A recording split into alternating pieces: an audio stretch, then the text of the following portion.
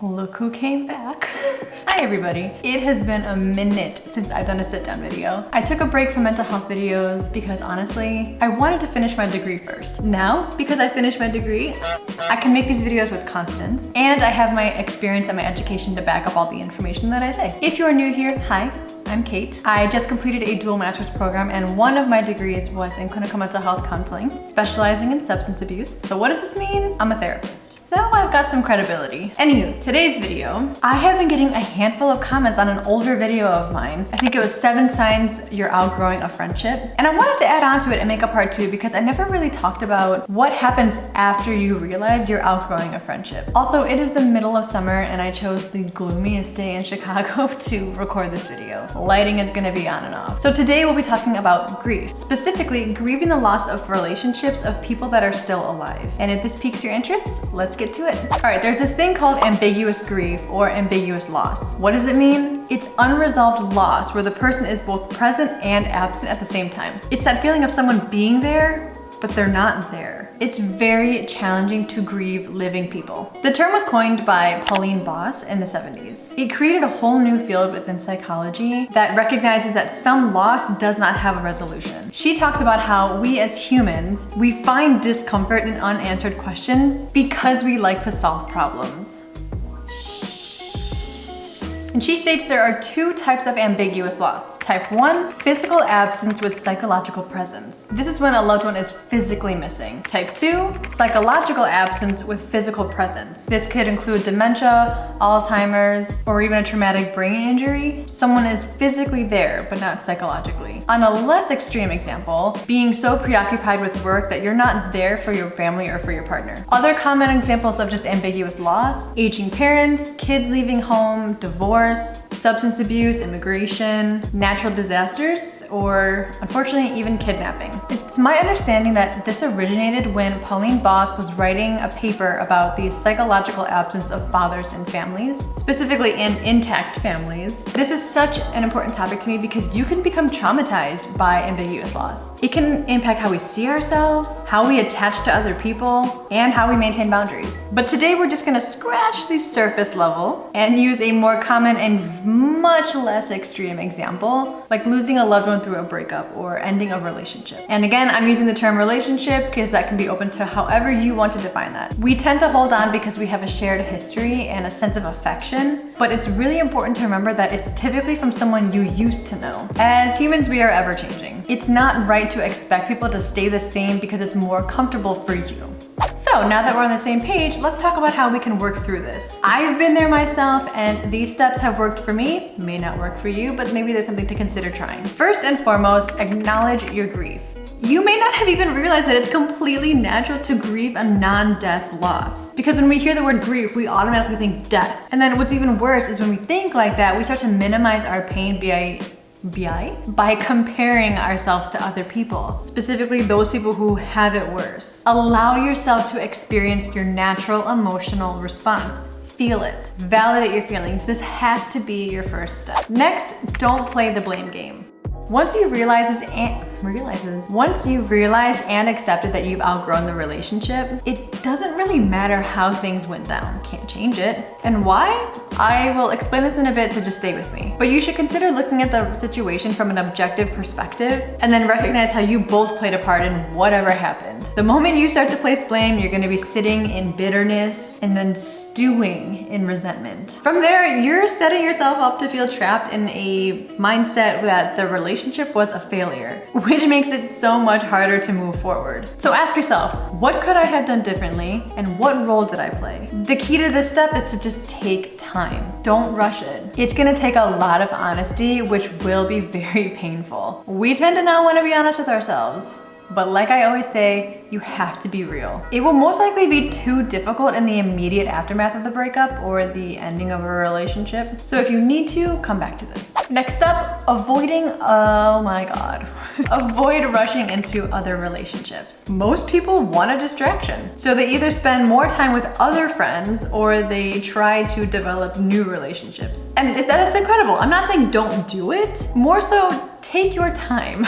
chances are you're holding on to a lot of baggage that you're gonna put on that other person without them realizing it, and maybe even you don't even realize it. We learn something from every single relationship, especially as we get older. We're never the same person from beginning to end. So take the time to really evaluate what you want in a friendship or what you want in a friend. If you rely on others to fill that void, you're just doing a disservice to yourself and that individual. It's not fair to them that you're gonna put this indirect pressure to make up for the person that you lost. That's not their responsibility. And I guess the same can be switched on the other end if that person's doing it to you. If you use this time to better yourself, you'll enter a new relationship or approach current relationships happier and healthier. Next, forgiveness. Don't wait for an apology. I could sit here for days and talk about how important forgiveness is. And in fact, I made a video talking about this topic. So if you want to hear more, give it a watch or even a like. There's this huge misunderstanding that when you forgive someone, you're okay with what they did. No, that's not it. Forgiveness is no longer allowing something or someone to negatively impact you. You stop giving it power over your emotions. But the trick is that forgiveness will never be for the other individual, it will always be for yourself. So in reality, you don't even need to involve the other person if you don't want to. But we all have to remember that we have to forgive ourselves. Regardless of the role that you played, you shouldn't punish yourself. Pretty much, if you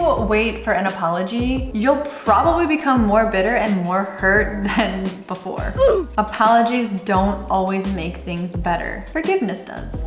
All right, this is a big one. Respect the other person. Just because the friendship is over doesn't mean that you should actively be disrespecting them. What good does that do other than make you feel all right in the moment? Definitely doesn't make you a better person. You should always try to be the better person because otherwise you're gonna look like a hypocrite. How are you about to go rag on someone when you're the one that made the choice to be their friend for so long or to be with them in a relationship for so long? You clearly saw something good in them. It's not right to only highlight a person's weaknesses or areas of improvement just because you're hurting. Respect them and respect the relationship that you had. Don't allow your emotions to make you speak poorly on others. And before anyone comes at me with, well, they're probably doing it too, and I don't want to sit here and do nothing. trust me, people will see that in them. Their actions will say more about them than they do you. You clearly stayed in the relationship for that long. Why was it? Just because they're a different person now doesn't define who they were in the past. Now it is time to establish boundaries. For some people, the best way to get over it is by cutting all ties. This includes deleting them off of social media, blocking their number, and even tossing all sentimental items. You don't have to do this, but if it does work for you, all the more power to you. Instead, maybe we could consider a dual way of thinking. I disagree with you, but I respect that that's your belief and not mine. I feel like just that way of thinking would just solve all the world's problems, or at least on social media. I'm gonna make this real clear, you will never be able to control another individual, and if you seriously believe that you can, you are just setting yourself up for disappointment for the rest of your life. Accept the differences, practice respect. Even if they don't give it to you, which is the hardest thing ever. I don't know what it is, maybe it's just an American thing, but we have this eye for an eye thing. Because they hurt you, you gotta hurt them even more. And then what? Yeah, okay, if you wanna argue that, well, it makes me feel good. What does that say about you? And for those that are like, well, I don't care what people think about me. Okay, fair. But maybe that's something for you to look into. Maybe that's a pattern of why you have difficulty maintaining relationships. I don't know, something to think about. This requires mature mental health and empathy. Not possible without empathy. Avoid having that absolute, I'm right, you're wrong mentality. And I am so sorry to burst your bubble, but ending a relationship by blocking somebody on Facebook is not a true indicator of the relationship being over. It could be a boundary for you because you get to control what information you get, but do not expect that to heal you because, like Pauline Voss had mentioned, we like answers, we like knowing things because the ambiguity is what drives us mad. And finally, if you're someone that prefers something more tangible, write a letter.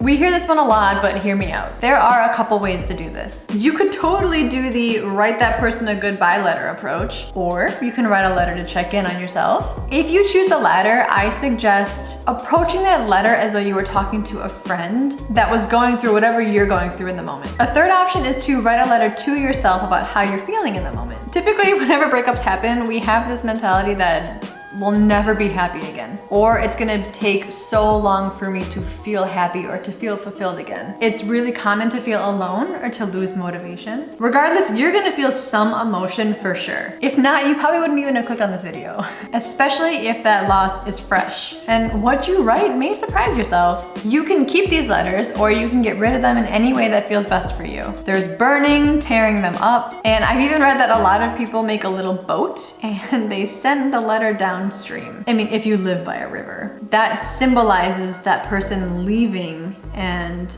a time for you to just let go. They're physically gone. For some people, seeing that helps them heal. If you choose to keep it, I would suggest putting it in a place that you will forget about, but knowing that it's still safe. It's that hopefully maybe 6 months or 12 months or however many years later, you're gonna stumble upon it, you're gonna read it, and you're gonna be really surprised at how much you've changed since writing it. So try those out. But there's one last thing that I want to note. Being open to a new type of relationship. Because I feel like if the person is still living, this is something that everybody should be doing. Down the road, you may come across that other person after you both have healed, and you may realize that you want to have that person back in your life again. You also have to be prepared that maybe they don't want that. If that's the case, it is crucial that you remember it will never go back to how it was. And honestly, it shouldn't go back to how it was. It didn't work back then, so what makes you think it's gonna work now? You hopefully are not the same people. So no matter what, it still can't go back. You should instead focus on creating a new relationship based on who you both are now. And honestly, if that's too difficult, you have to be real with yourself. Maybe it's best that you just walk away from that opportunity. Or maybe if that's too difficult, it may be easier for you to accept that you have to be friends from a distance. That simply means that you respect one another, there are no hard feelings or even pettiness, and that you'll be civil when you're both in the same room. If you let that person back in your life, don't expect it to be like the good old days. Remember what I said, you are grieving someone that you used to know. So yeah, that's today's video. Hopefully this realistic 7-step process will help get you on the right path if you are someone that's experiencing ambiguous loss or grief. It's not meant to be easy, but it is possible. And let me know your thoughts. Did you try any of these? Do you do something that wasn't on the list that I could add? Let me know. Feel free to subscribe. If not, feel free to follow me on Instagram. My handle is intricate. Otherwise, I'll see you at the next one. Thank you. Bye.